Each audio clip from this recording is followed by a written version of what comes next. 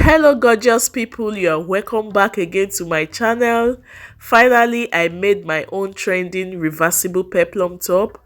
Like I said before in my previous video, I was like I will make a peplum top for my birthday shoot, and here it is. It's actually reversible. You can see the two sides. I love the choice of the fabrics too. Any side is fine. You can rock it on any gown of your choice. I didn't just make the top alone, I also did the earrings, which I had already uploaded on my channel. Kindly check it out. I'll be leaving the link in the description box. Guys, reversible skirt is also possible. I'll be uploading that next. Kindly stay tuned for that. Without wasting much time, let's quickly dive into today's video.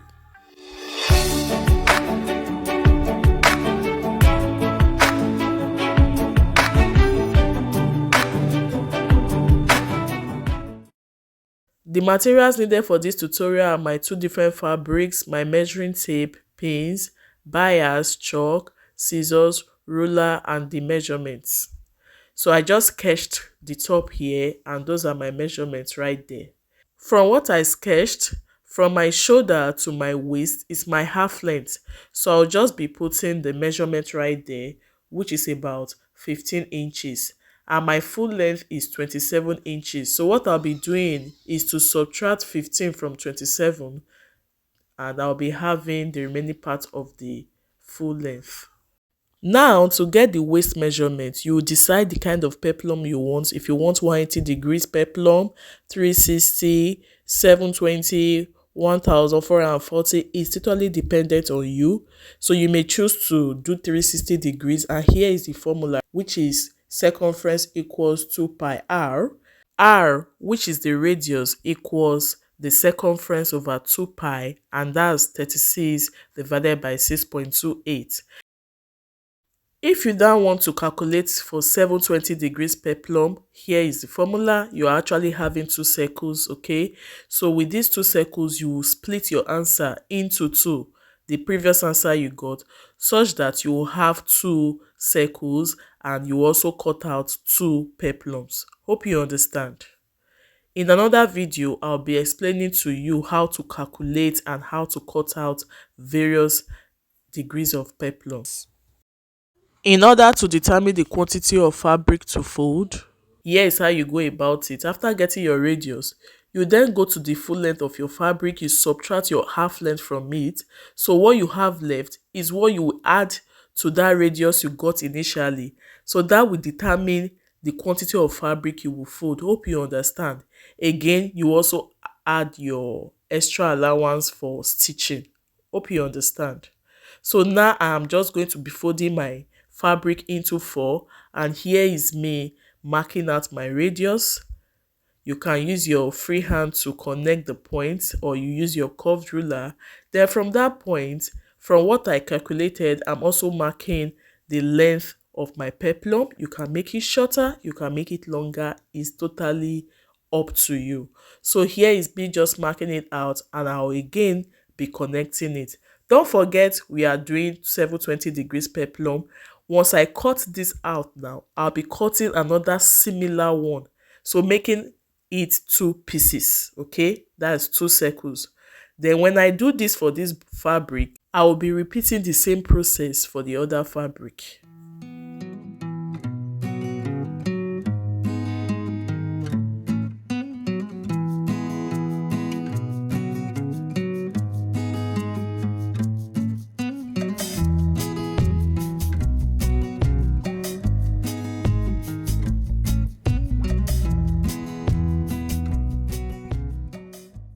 So guys, we have 4 peplums together. So what I'll be doing, I'll be opening them up, and you can see it is forming a full circle. I will place the two together this way, and I'm just going to open it up, because from there I'll be joining the two into one fabric. But before doing that, I will be attaching my hairstay to it for it to be stable, which I have just done. I'm just going to be combining the similar fabrics to open them up. Then I'll go ahead to stitch them into one fabric. So for this, look at what I just did. I made sure they were properly aligned together. Then I pinned it, after which I just went ahead to open any part. Any part is okay because it's a full circle, so any part can go for the slits. All right. Just the way I open this up, I'll be repeating the same process for the other fabric as well. Please make sure it's properly aligned, okay? Now I'll be pinning the two together with the two right sides facing each other, and I'll be stitching at half an inch. I'll do the same for the other fabric, and I'm just going to set it aside. To get the upper part of this peplum top, first of all, I just drew a line there to serve as a guide. Then I transferred my measurement. First of all, from my shoulder to my half length, about 15 inches, I added half inch for joining. Note, this is the back panel. I'm just going to be drawing that line. Now, to get the shoulder measurement, it's my normal shoulder measurement divided by 2, which I have just marked. And my waist measurement, which is about 35, I'll be dividing it by 4. After getting the answer, I'll be subtracting 2 inches from it so that it doesn't just cover the whole fabric. You can decide to subtract 3 or 4. The more you take out, the thinner the fabric will be in that area. Hope you understand. So I removed 2 inches from my waist measurement to make that area look smaller. I also did my shoulder slope. I took about 1 inch down. Then because this is the back panel, I came down by 1 inch for the neck depth, and I've just created that curve. Because this is off shoulder, I came in by 1 inch for the shoulder so that it doesn't just cover my full shoulder. Then I readjusted the measurement. Hope you understand. Just marking everything again to be double sure. Then I'll go ahead to cut it out now.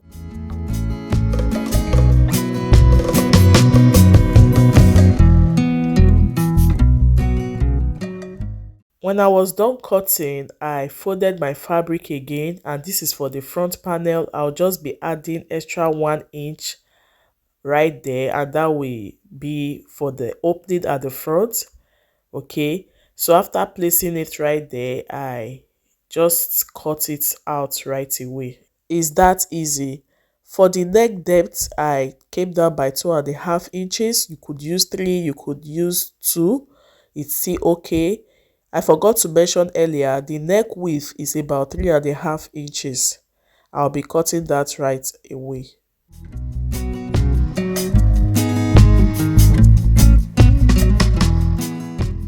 So the only difference between this front and back panel is the extra 1 inch I added to the front and the neck depth. Every other thing is the same. So you can see how it looks. That's for the front piece and this for the back piece. I'll just be doing the same for the other fabric, and here is how everything looks.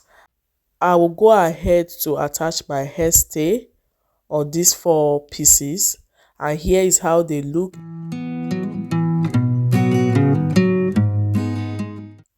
Watch how I will join everything. It's very, very easy. Just watch. I'll just be placing the 2 right sides this way, and I'll be stitching the shoulder side by half an inch.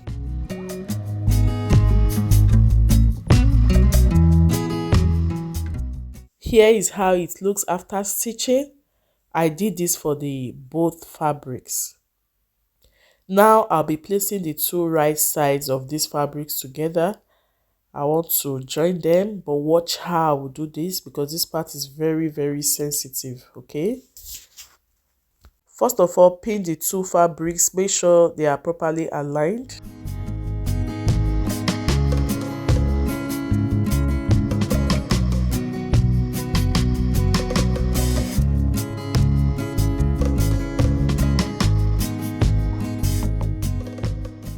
See the part I'm going to stitch, the 2 sides. Then for that part, I will be attaching my belt there. I'll just be coming up by half an inch. Then later I will mark 2 inches. The half an inch is just to join it to the peplum. Then now I'm marking the 2 inches. Then from the 2 inches upward, I'm just going to stitch. Hope you understand. Don't worry, when I finish stitching, you will understand what I just explained. Now that I am done stitching, I'm just going to be notching that neck part for it to be relaxed. That is after turning it to the right side. So here is me turning it to the right side. Please, this dress needs enough ironing because you wouldn't want the other part of the fabric to appear at the front and vice versa. So I just set that aside first. I want to cut out the belt, and the length of the belt is also dependent on you.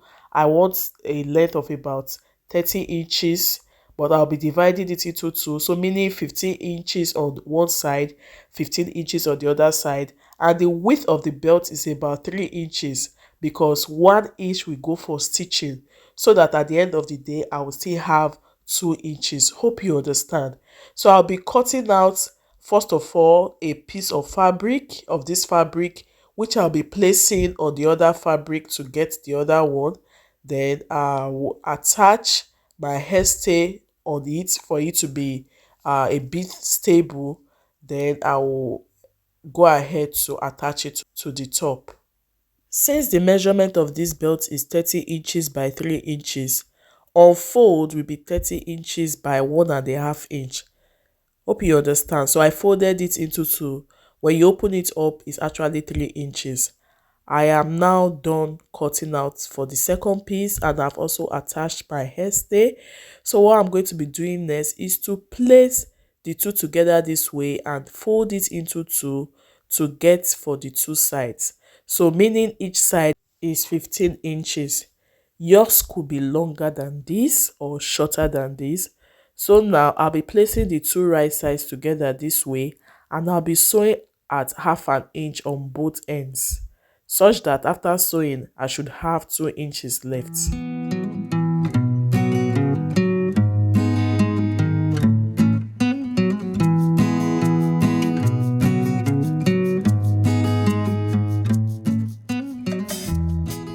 After sewing on both sides, I trimmed the excess fabric. I'll be turning it inside out. And when I did this, I gave it a very good press, and you can see it's looking very neat. It's time to insert it into that opening I was trying to explain. I will be fixing it there, and I'm going to take note of the fabric to face the actual side. Hope you understand. It's quite easy. Just hold it down with pin, and then you can now go ahead to stitch. Don't forget there's an extra 1/2 inch underneath, that is to join it to the main peplum. This is for the other side. I'm just going to also fix it in right there. Okay, and here you go. This is it after stitching. Can you see it? It looks very neat, very beautiful. I'll just be pinning it down like that because I don't want the belt to obstruct my sewing when I'm attaching it to the peplum. But if you are a pro, you could just decide to leave it. Now coming to the peplum, I want to create a curve at the front. It's optional, so you can just use your free hand to create any fine curve. It doesn't really affect the measurement. It's just going to add extra beauty. But if you don't want it that way, you could just still leave it. I just placed the two fabrics together like that, and I cut out that shape. Okay, so I'll be placing the two right sides of this fabric together, and I'll be stitching the base or the lower part of this peplum. Just watch how I will arrange it, but before stitching, it's good you hold it down with pins. You are going to be needing a lot of pins in this part. So when I did it, I stitched at about 1/2 inch. I then turned inside out like this. This is me just reconfirming my round waist measurements. I then went ahead to give it a very good press.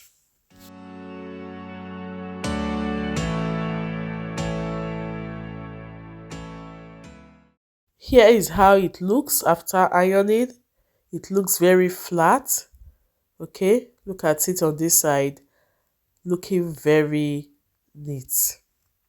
So now I'm just going to be folding like 1/2 inch in like that all round, and I'm going to be pressing it down with iron, and I'll be doing for the other side so that when I'm fixing the upper part of this top, it will be difficult.